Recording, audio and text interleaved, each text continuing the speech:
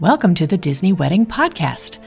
This show is brought to you by Carrie Hayward's Fairy Tale Weddings Guide, the only guidebook and bridal organizer tailored exclusively to Disney's fairy tale weddings at Walt Disney World.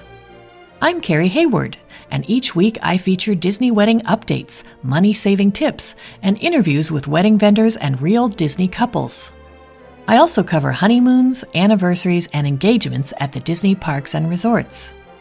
Join me now as the Disney Wedding Podcast celebrates romance at Disney destinations.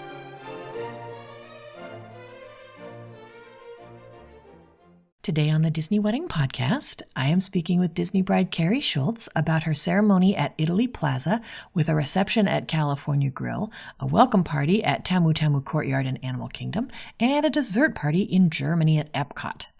I thought you guys would be interested to hear how she chose all of these locations and how she planned everything and how it all turned out. So welcome, Kari. Hi, Kari. It's so great to talk with you. Likewise. It's great to have another Kari on the show. Exactly. I always love to start at the very beginning and find out how you and your fiance decided that you wanted to have your wedding at Disney. So for me, a Disney wedding was always a no-brainer. I've grown up going to Disney and doing all of that, so it was a guarantee. He had never been to Disney before we dated, so it was more of an adjustment for him, but it was also the first place we ever vacationed together. That's awesome. Now, how did your friends and family react when they found out where the wedding was going to be? My friends and family were not at all surprised. My now husband's friends and family, they were shocked. They didn't even know that you could have a wedding at Disney, more so than anything else. So they were shocked, but really excited. That's wonderful. Now, how many guests did you invite and how many were able to make the trip? I think we invited around 92, 93, and our final guest count was 65. Oh, that's great. Okay. Now, did you set up a room block for your guests? We did have a room block. We decided to do, I think, 4 total resorts. So it was a guarantee that we wanted to get ready and do our first look at Wilderness Lodge. So we did have a room block set there. My family personally, they go camping at Fort Wilderness in the cabins all the time. So that had to definitely be on the list as well. And for a large majority of the travelers that were coming in from out of state, they really wanted to do Savannah View rooms at Animal Kingdom. So we did that. And then a moderate option. So we did Port Orleans Riverside because we really love that resort. Oh, that's great. Okay. How did you choose the day of the week and time of day for your event? Time of day was kind of dictated by Disney since we had an in-park wedding, but we got really lucky. We were able to keep our ceremony time at 8 a.m. A lot of them, they had been moving up, so we got pretty lucky there. And as far as the day of the week, we did pick a Saturday. It was just easiest for everybody involved, for those that were more local to come in, as well as those that were traveling to kind of turn it into a vacation. So a Saturday just made the most sense. Okay. How did you choose your ceremony and reception venues? The ceremony venue was kind of a no-brainer. Back when we started planning the wedding, December was a no-brainer for me. I love Christmas. It's my favorite holiday. I go all out decorating my house, so I knew I wanted a Christmas-themed wedding. So Italy is by far my favorite country decorated at Christmas in EPCOT. So our honeymoon was in Italy. So it just made sense to kind of pick that as our ceremony location. Our reception location was a little more difficult. We actually bounced around and had 3 or 4 different locations before we finally settled on California Grill. So we first thought we wanted outside, then we said no, then we were going to be somewhere else and it wasn't available. So finally, our planner was actually able to get us into California Grill with a last minute cancellation about 3 months out from our wedding. Wow. So it was a tight little timeline, but I would not have changed it. It was perfect. Can you talk a little bit about how you incorporated your Christmas theme throughout your events? Yes. The whole theme that I wanted for my wedding was this elegant Christmas with a touch of Disney sprinkled in a tasteful way. I love Disney, but I get that it's not for everybody. So I wanted it to still have those touches, but be focused more on like this elegant Christmas aspect. So when we were in Animal Kingdom, we did photos with Stephanie, kind of with all of those Christmas decorations. In our ceremony, we chose specific floral and even had them change out the hanging baskets from the light post to like fit our color scheme a little bit better and try to tie that in. And then we used a lot of greenery, a lot of candles and berries and lights and things like that to kind of play up on the whole Christmas aspect of it. Wow. And then your cake especially encapsulated that kind of sophisticated Christmas. How did you communicate your vision for the cake? So I had seen an image similar to my cake on Pinterest. And so when I was chatting with my planner, I sent that image over to her. And I said, we didn't want fondant. We wanted it in buttercream. Is there any way they can do this? And they spoke with the bakers and they're like, yeah, we're going to give it a shot. We're going to see what we can do. And it came out perfectly. It was everything we had hoped for. So, and it was all done in buttercream. There was no fondant. Wow, that's amazing. How much did they charge you to switch out the color bowls in EPCOT for your ceremony location? I want to say that to switch out the hanging planters, I think they were $70 a piece to change them out.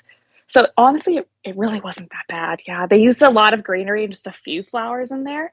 They had bright, hot pink flowers, and that was just, it was not for me in that moment. So, So then did you use any outside vendors for the portions of your event that you were able to? we did. So obviously we used Stephanie Caldwell for photography. That was a no-brainer for us. Merrily Married was our videographer. We chose Leaf and Blossom for all of our personal floral. They knocked it out of the park. Ajita was fantastic. She took every vision that I had for what I wanted my bouquet to look like, and it was spectacular. I've had it preserved and it's now in my house. So it's gorgeous. And then we also had Randy Clark from Clark and Dagger. She made our cake topper as well as all of our table numbers. Who did you use for bouquet preservation? It's the one that's through the official Disc Brides page, Mindful Tree Art. That's great. Now, how did you guys choose your officiant? So it was really important to us that we had some classic kind of Disney moments sprinkled in, but also that there was a very tasteful kind of religious aspect to it, especially for our family members that were more religious. And there were some, that were like, oh my gosh, you're not getting married in a church. So this way, we picked Rev Kev and he was great. So he was able to kind of tie everything together to make everybody happy, us happy, our families happy, everyone. And he was wonderful to work with. That's great. Did you guys add any kind of entertainment to your ceremony or your reception? We did. We actually had Mickey and Minnie at our reception. And we had, but my one request when I asked for Mickey and Minnie was that they had some kind of Christmas outfit. And the outfits that they actually showed up in, they had never been seen in Disney World before. They actually were fresh from a shipment from Hong Kong. Wow. So they're really unique Christmas outfits, but they fit our theme so perfectly. And we didn't know what they were going to look like until that day. It was our planner just told us, like, you're going to love them. They're going to be great. It's really exciting. And we were talking with the character attendants that day, and they were telling us all about it and how excited everybody was because they'd never seen those outfits, and they were perfect. That's great. Do you guys have any menu items or cake flavors that you would recommend? Yes. So for our welcome party, we did the nacho bar, and that honestly was an insane amount of food. It was really delicious. Highly recommend that. We did zebra domes. Those are a must, especially if you're in Animal Kingdom. That was kind of a definitely have to have type of thing. And then we actually chose for the dessert party, Dole Whip cream puffs, obviously, but we had the pastrami spring rolls. They were like the 50th celebration ones. So we did those instead of the cheeseburger ones, and they were excellent. Just a little different and very, very, very good. As far as our cake flavors, we had 3 layers of our cake, and they were each a different flavor. So one was the lavender cake with a white chocolate mousse, and that is, even to this day, my absolute favorite combination. My husband's, his layer choice was lemon cake with the lemon curd and blueberry filling. And then the other one was lemon cake with a raspberry filling. And we kind of let our bridal party pick that. We brought them along to our cake tastings, and that was the one that they loved. So we went with that for our 3rd tier. That's interesting. Okay. Can you tell my listeners a little bit about your Tamu Tamu welcome party and your dessert party in Germany? Yes. So with our Tamu Tamu welcome party, I think we had to get there around like 4:00. So it was really nice. With sun starting to go down, we had surprised all of our guests. We did it just because so many people were traveling. We didn't just use it as a rehearsal dinner. We did it as the full welcome party and invited everyone. But as soon as everybody walked in, they took them straight onto the safari ride. And that was so much fun. I remember specifically my now brother-in-law turning around and looking at us. He was in front of my husband and I, and he was like, "This is the coolest thing I've ever done. I can't believe this is how we're starting your wedding." So it was kind of that really cool way to start the wedding weekend. And it was really, really fun. And then we went in and had just drinks and toasts and mingling so everybody could try to get to know each other inside Tamu Tamu and all the lights. And it was beautiful. And Stephanie took my husband and I around to get a bunch of photos in Animal Kingdom that night, and it was empty. So we have all these really cool photos of the Christmas decor and the tree of life, and it's just us, and it was empty. So it was really neat to do that. For our dessert party in Germany, I think we met back at like 8 o'clock. We had fireworks. It was actually Stephanie's birthday on the day of our wedding. So we had actually surprised her. The bakery made like a little tiny like baby mini 2-tier cake. And she had brought Jacob with her as our other photographer. And so he took pictures of all of that, of us giving her this cake and our entire party singing happy birthday to her. And we wanted to make it fun for our guests. So we actually had told them before everybody came down that the dress code for the dessert party was going to be an ugly sweater theme. So people wore ugly Christmas sweaters, and there was a prize. There was a $50 Disney gift card, and we let the videographers and the photographers decide who was going to win. So they obviously took photos of everybody and they judged it, and then they got to pick the winner and they got the gift card and all of that. So it was just kind of a neat little way to tie everything in. And then after the fireworks were over, we went on Soarin. Everybody went on Soarin. So it was kind of, we started with a ride mix-in and ended with a ride mix-in. So it was really fun. That sounds great. Can you give my listeners a timeline of how the wedding day ran? Yes. So I had to be up really, really early. So hair and makeup showed up at 2 a.m. at Wilderness Lodge. The reason for that specifically is because we had a Magic Kingdom photo shoot before our ceremony. So I had to be up at 2 for hair and makeup, all of that. They picked us up at 5:30 from the lobby. At 5 o'clock, I went downstairs. I did the first look with my now husband on the bridge in Wilderness Lodge, and Stephanie was there and took all of those photos. And we have a bunch of photos from the lobby. And then Rick came and took us over for our Magic Kingdom shoot, and that was fantastic. And then the photographer took us straight to EPCOT for the actual ceremony portion.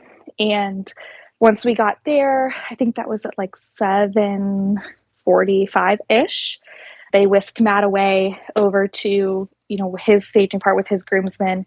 My dad met me, and then I debated back and forth on which carriage I wanted, but I ultimately decided to go with not Cinderella's carriage. I went with the other option. And the one request that I had was, could it please be a Clydesdale? And so that's what I got. And I had a Clydesdale, and I was very excited about that.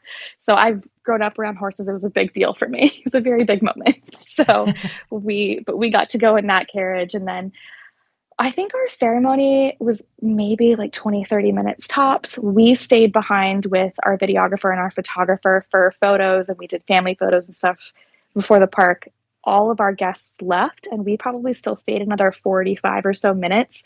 The park actually opened while we were still doing photos, but it didn't impact us really at all. People were walking by and like cheering and taking pictures of us having our picture taken, which was kind of neat and cool, but that was a lot of fun.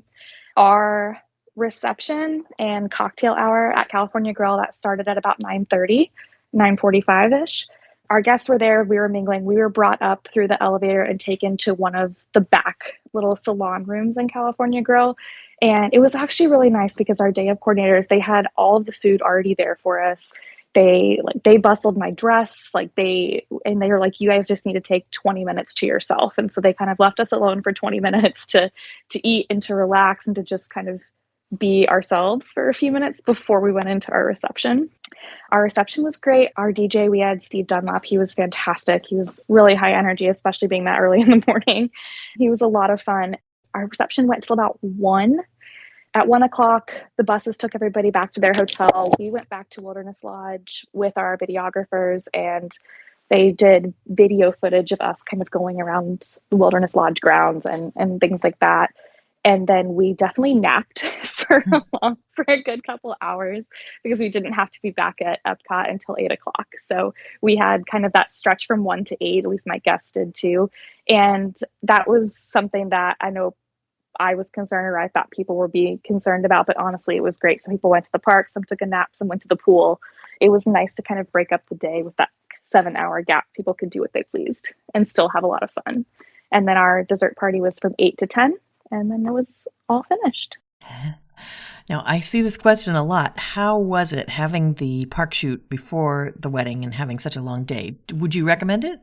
Honestly, I recommended it because I think that I was worried about it for sure. But yes, I woke up early. Yes, it was a really long day. I was exhausted the next day, but it took a lot of nerves away because like we did our first look and we went to the park and we, ran all over Magic Kingdom for over an hour because we got there early. So we were all over Magic Kingdom, but it kind of allowed my husband and I to kind of relax a little bit. Like we took all these photos. We were alone in Magic Kingdom or, with one or two other couples that were getting their photos taken as well. But it allowed us to just relax and calm down and be like, wow, we still have so much of this day still to go, but look at how we've started it.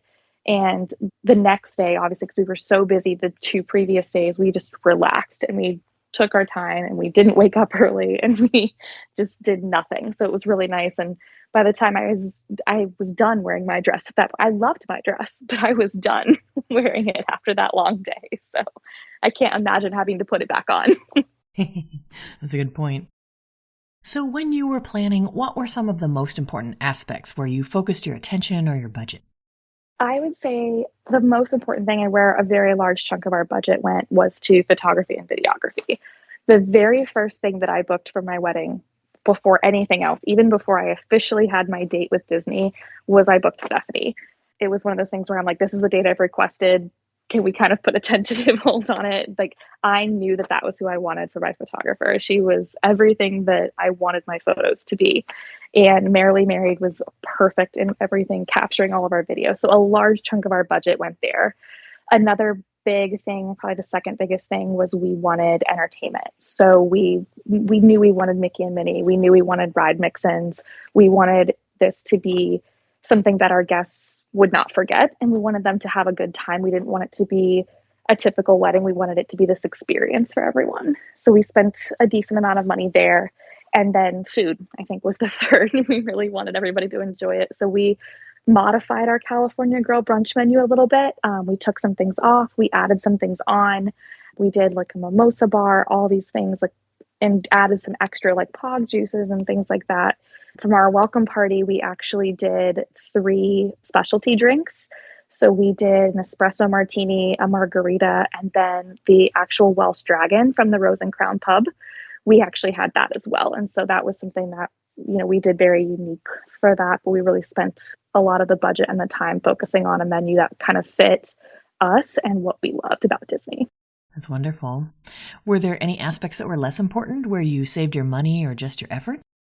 Yeah, so I think for us, the floral was important, but Disney's already so beautiful at Christmas that I just wanted it to kind of accent the things that were already there.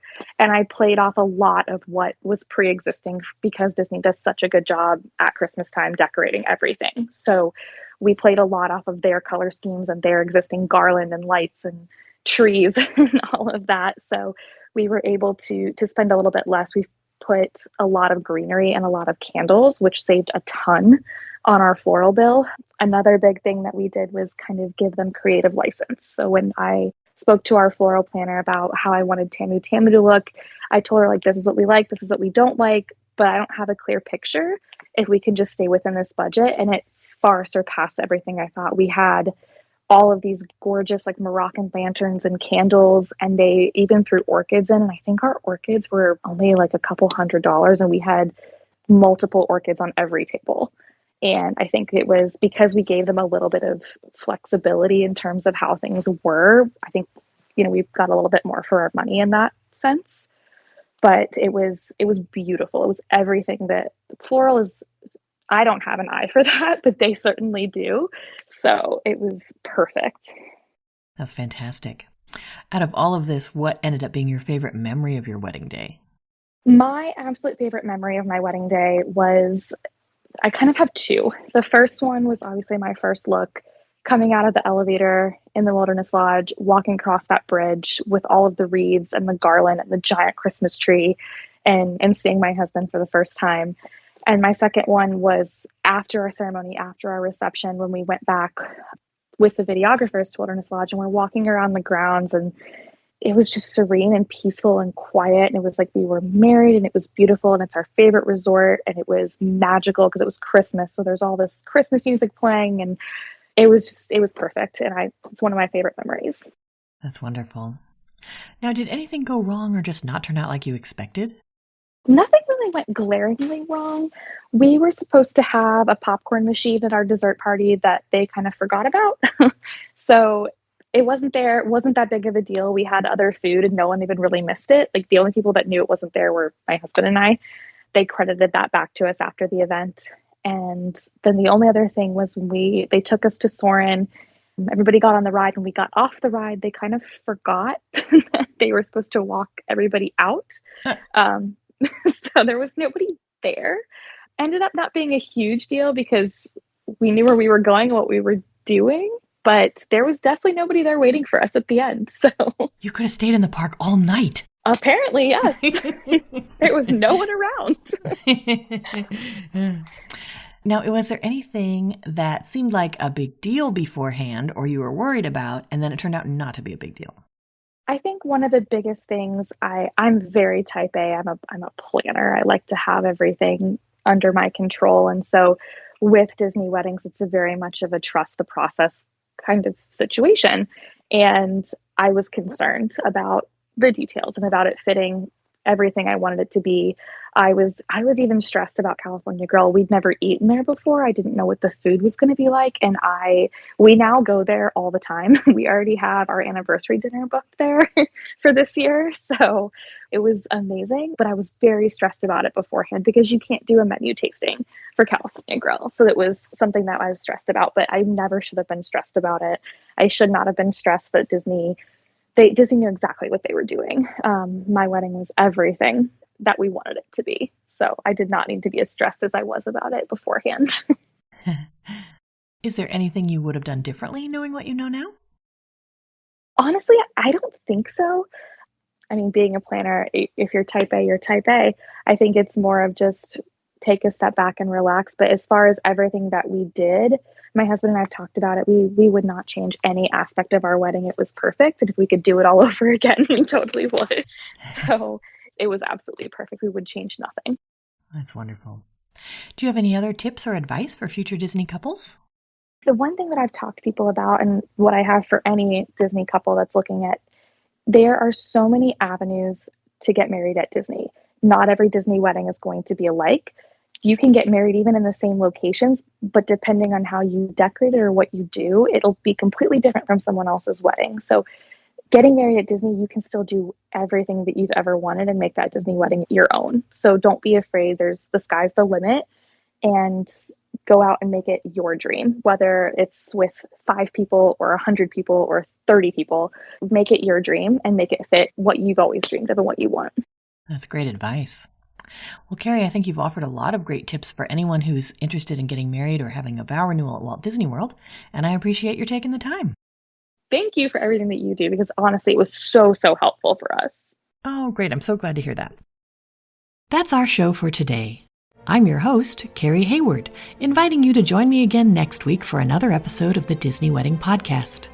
Past shows and tons of photos for each episode are available on my website, DisneyWeddingPodcast.com, or listen in your favorite podcast app.